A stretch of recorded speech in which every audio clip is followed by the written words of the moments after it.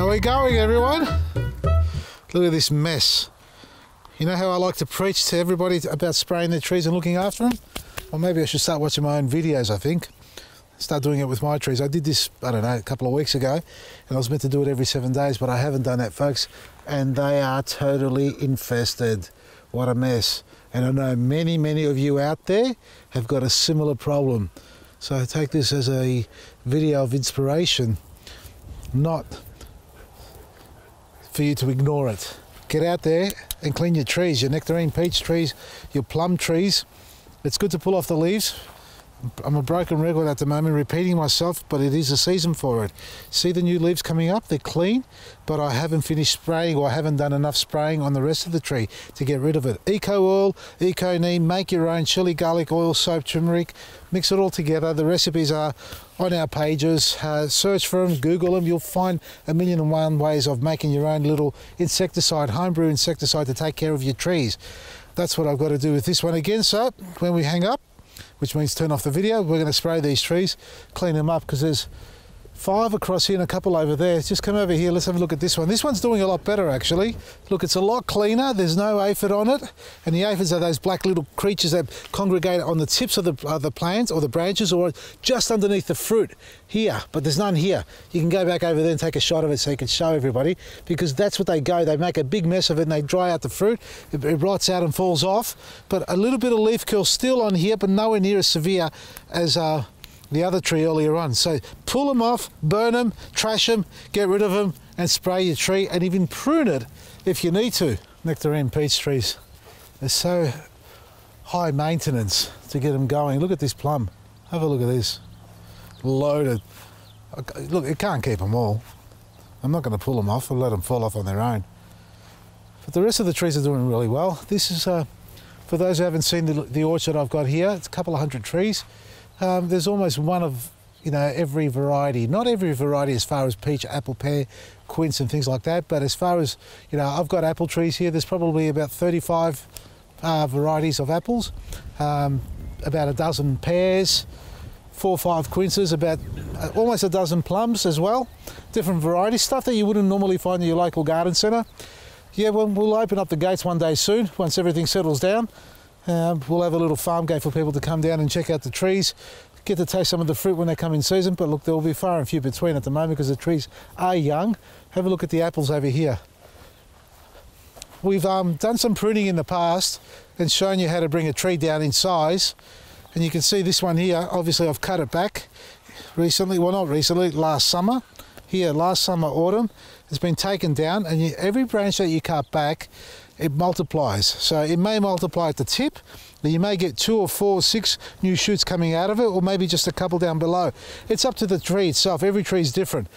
But then from there, you've got to look at it and take away again the inside branches. See these insides growing in? So this is the sort of stuff you've got to monitor as a tree starts to develop in the pruning, so you can get that nice open vase shape if that's what you want to do with your trees. Sometimes you like to have them big and tall and give you lots of shade so you can sit underneath them. The hard part about that is if you're going to have it for fruiting or harvesting, you're going to have to climb up, and we know what happens when you climb up one too many times, you fall down. So bringing your trees down is a lot easier to maintain, especially for netting. I want to check out my almonds because I reckon they're going to be ready to eat now. Have a look at this, huh? I've shown you this before, I thought I'd come and check it again. Make sure the birds haven't got it yet. I don't even know if these are ripe to eat. Hey, what are you doing here? Puppies have just turned up, folks. I'm going to take one off. Settle down. Oh, come on. Do I eat these like this?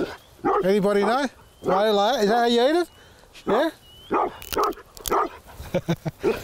You actually do, don't you? Oh, that's delicious. Check that out. It's still pulpy inside the almond. The almond hasn't formed. I reckon I need to dip this in a little bit of salt and a little bit of their home brew, and everybody's going to be happy. What do you reckon, Jack? Now, folks, as far as preparing your soil, if you haven't done it properly at the beginning, you're always going to struggle with the tree, and you need to pay attention to that. So what I mean by that is get back into your garden, check what you've done to your soil. So we're talking about preparing the soil by aeration. And the aim with your garden bed or your soil in the garden bed is to treat it as if it's one big composting plant. So you've got your aeration going in, you've got your moisture in there, you've got your heat, which is your nitrogen, you've got your carbon, which is your dry matter, so that the bacteria and the microbes can break it down and start creating the nutrients that the tree needs to take up. So that synergy between the plant's root system and the soil is vital from the day you plant it, not 6 months or 2 years later. So come down here and have a look at this. Now this garden bed here, it's about 2 years old, these trees. Look, I've let the weeds grow over it. And look, I'll have a big debate with many people, growers, as far as weeds taking up the micro and macronutrients out of the soil and, you know, fighting against the roots of a tree. What happens here is this. Besides your rust in my face, get out of here. Go. So the tree root ball, okay, is about 30-40 centimetres in diameter. You've got nice rigid roots on it. You've got the feeder roots as well. The blade of the grass, it wouldn't be more than, you know, 3 inches down below, four maximum, but most cases it only sits about 50 mil down in depth. Now, if you prepare your soil, and in this case here I've got them in rows, so what I did is I dug a huge row here, but I composted the whole, ripped the whole area and composted the entire row.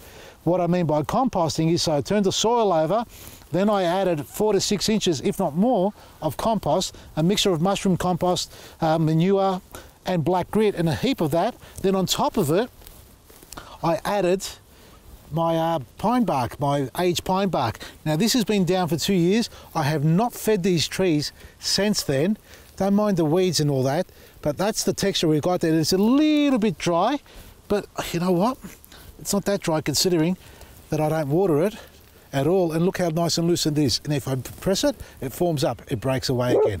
And the weeds, as far as competing against the trees' root systems, these trees will need a feed, definitely, in the next month or two, and it is going to be a little bit sort of warm all the time that I do it. But the fact that I can leave these trees for 2 years without any fertiliser, no synthetic fertiliser, means we've got an active bio in here. That's the microbes and the fungi working really well. And you can see that in the results on top there. So when you feed your garden, you can't feed it too much with synthetic fertiliser, because in fact what you're doing in return is putting synthetic phosphates, which are salt base, and nitrogen, which will destroy your plants. So when you've got too much nitrogen in your soil, and the phosphate is, well, it can be inert or synthetic, your trees will start to burn on the tips of the leaves, go backwards, become very non-productive.